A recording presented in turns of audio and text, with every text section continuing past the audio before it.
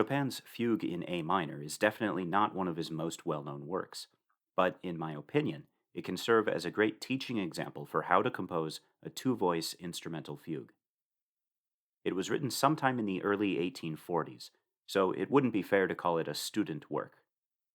At around this time, Chopin transcribed some of the fugues from Cherubini's textbook, copying them out in modern clefs on the grand staff so that they could be performed easily on the piano. My assumption is that this fugue was an essay in typical fugal techniques from around this time when Chopin was interested in imitative counterpoint. As far as I'm aware, there is no evidence that Chopin ever tried to have it published, so I apologize to the ghost of Chopin, who's probably rolling over in his grave knowing that we're going to be looking so closely at this particular work. Before we launch into an analysis of this fugue, we should first talk about two important concepts that are typically found in two-voice instrumental fugues: compound melody and implied harmony. Here is the subject from the fugue in E minor from the first book of J.S. Bach's Well-Tempered Clavier.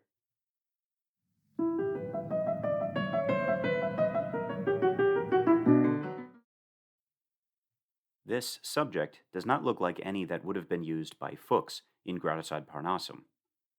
Fuchs aimed to teach the vocal style of Palestrina, where everything is supposed to be smooth, stepwise, and fluent, whereas this subject is clearly instrumental in style.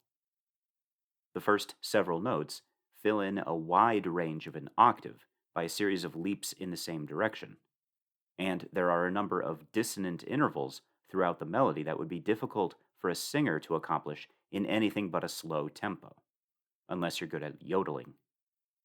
In fact, analysts looking at this subject in terms of strict counterpoint would likely prefer to analyze it not as a single melody, but as a compound melody.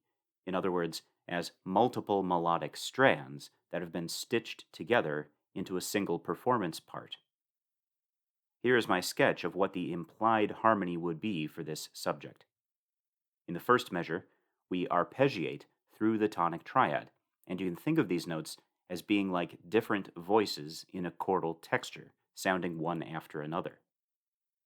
Then the top line splits into a pedal point on the high E that is repeated on the weak 16th notes of the measure, and on the strong 16th notes, a different line descends chromatically stepwise from the root of the chord, E, to the chordal fifth, B, on the downbeat of measure 2. The second measure has a kind of crumbling effect, as the implied E minor triad of the first measure slowly gives way to a chromatic 6/4-2 chord.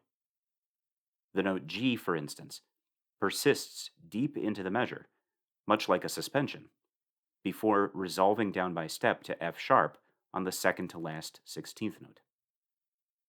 In the third measure, the leap from D to B can also be understood less as a proper leap within a single voice, and more as an arpeggiation between two voices of a B minor triad. Compound melody and implied harmony are common features of instrumental fugues of all kinds, but they are especially useful in a two-voice fugue, since they occupy the keyboard player's hands with enough busy activity to make up for the fact that there are only two voices in the fugue. In fact, a two-voice fugue might otherwise lack harmonic interest if it doesn't feature this kind of implied harmony. Here are the first three measures again of Chopin's fugue subject.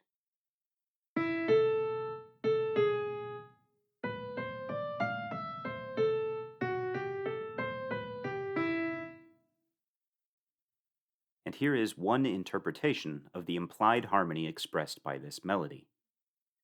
In my opinion, it is quite easy to hear these descending thirds as arpeggiations through a triad, and the triads themselves as resolutions of more dissonant chords from the first half of the measure.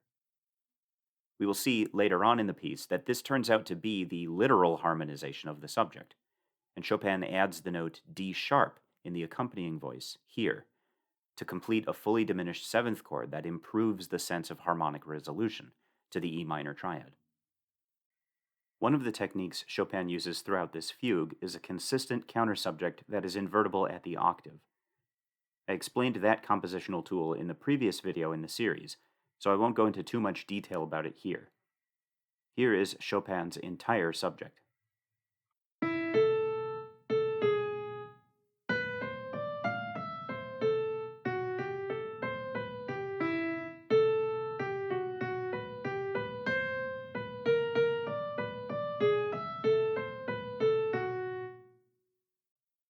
And here is the countersubject.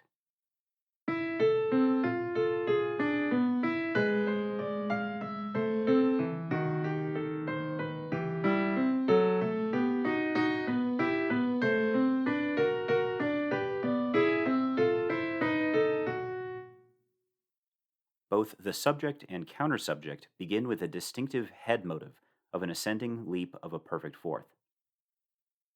This imitation ends up sounding like a false entrance of the fugue subject, and this was a common way for J.S. Bach to play with his listeners' expectations in his fugues, and I think Chopin is playing on that technique. Chopin uses the most straightforward method to guarantee that this countersubject is invertible at the octave, which is to simply avoid the harmonic interval of a fifth between the two melodies. Notice that these leading tones, for instance, only resolve an eighth note after they normally would have, based on what we would expect from the implied harmony of the fugue subject. If they had resolved on the strong beat, they would have formed a perfect fifth below the subject, and therefore would have formed a dissonant fourth above the subject upon inversion. Chopin uses a tonal answer for this fugue. The subject modulates into the key of the dominant in its third measure, and Chopin makes a tonal adjustment here that redirects the answer back into the key of A minor, since continuing with a real answer would have continued the modulation up the circle of fifths into B minor, the dominant of the dominant. Chopin also slightly changes the last few eighth notes of the answer.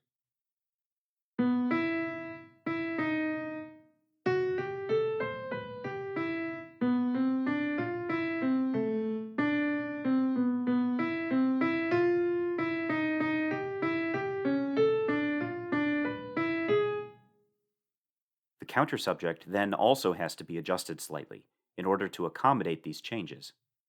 Instead of arpeggiating down a sixth in the third measure, Chopin arpeggiates an octave from G to G in order to reach the correct leading tone for the new modulation.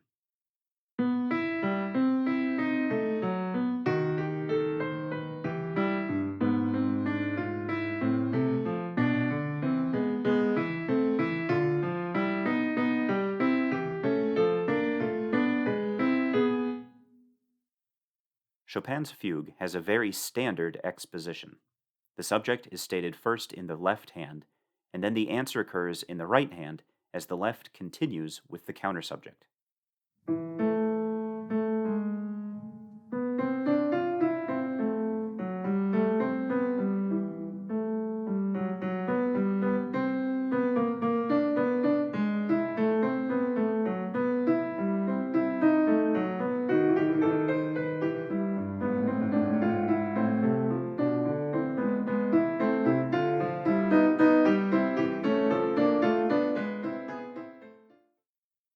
Counter expositions in a fugue are often used to complete any unfinished business from the exposition, and in a two-voice fugue there is usually a fair amount of unfinished business because the first two entries go by so quickly.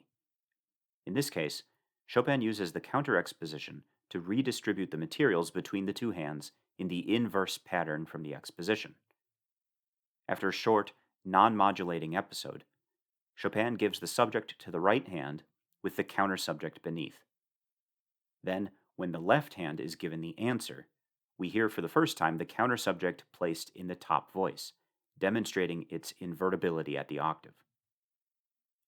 Chopin abbreviates this statement to only 3 measures, as, at this point, we've stayed in the home key for quite a while, and our ears are growing a little bit fatigued at hearing only the subject, answer, and countersubject. It's time for an episode.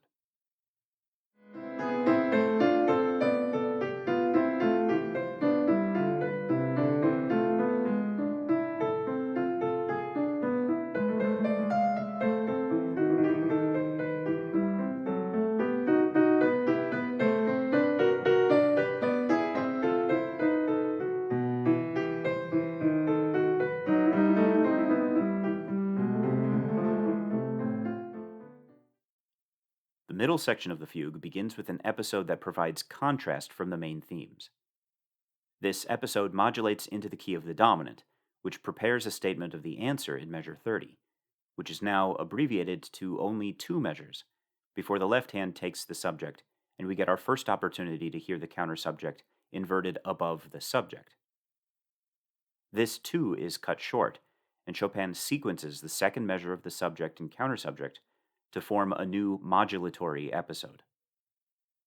This leads down the circle of fifths, all the way quite quickly to the remote key of C minor by the last measure of this excerpt.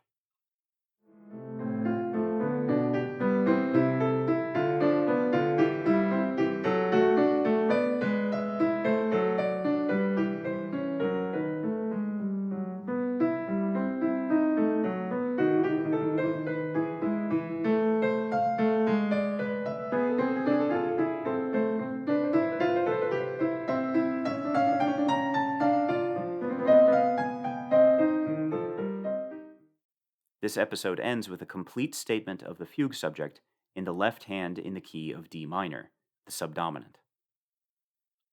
After this, Chopin gives us a modulatory episode that is much more chromatic than any of the earlier ones. This moment in measure 45, where we cross over from spelling things in flats to spelling them in sharps, is my favorite moment in the whole fugue. This episode ends with the strongest cadence so far in the piece, a half cadence on E, and a brief pause in measure 50.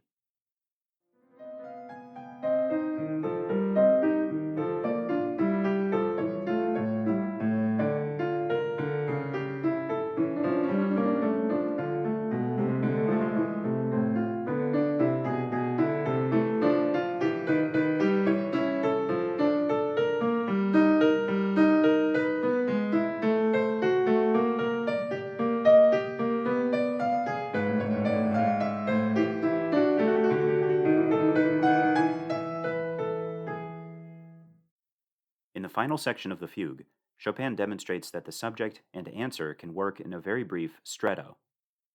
In terms of the chronology of composition, I think it is safe to say that composers typically compose their strettos first, to guarantee that they work, before then going about composing the other materials and filling out the form. There's no point in beginning the setup of a joke if you don't know the punchline. In the final episode, Chopin gives a trill on scale degree 5 in the right hand that serves as a dominant pedal point, indicating that the fugue is winding to a close.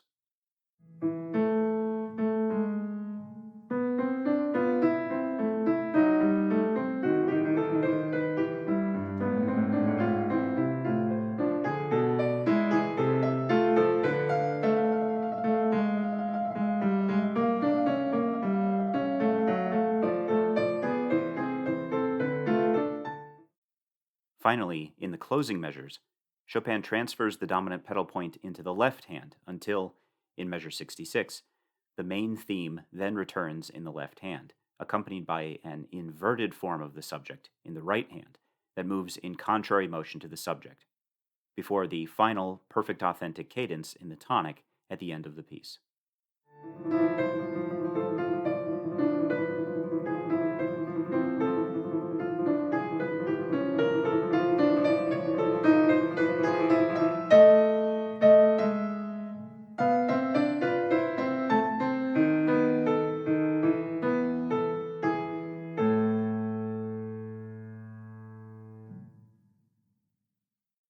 I would not call Chopin's fugue a masterpiece by any stretch, but it is a very interesting glimpse into a style of composition that Chopin ultimately chose not to pursue.